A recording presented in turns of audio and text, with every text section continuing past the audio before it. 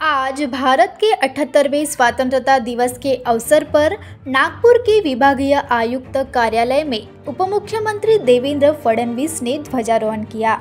इस अवसर पर बोलते हुए उपमुख्यमंत्री देवेंद्र फडणवीस ने देशवासियों को स्वतंत्रता दिवस की हार्दिक शुभकामनाएं दी।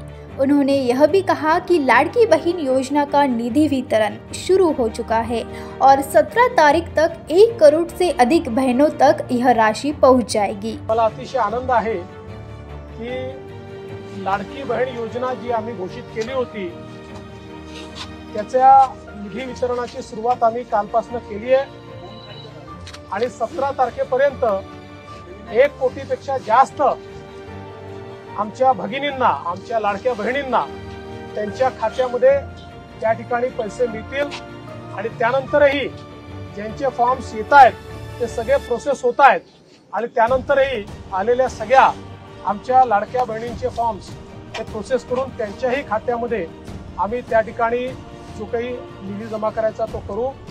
पण मला अतिशय आनंद आहे की भाऊबीजेच्या दिवशी आमच्या बहिणींना त्या ठिकाणी एक प्रकारे भाऊबीजाची ओवाळणी देण्याची आम्हाला संधी मिळाली ही अतिशय आनंदाची गोष्ट आहे।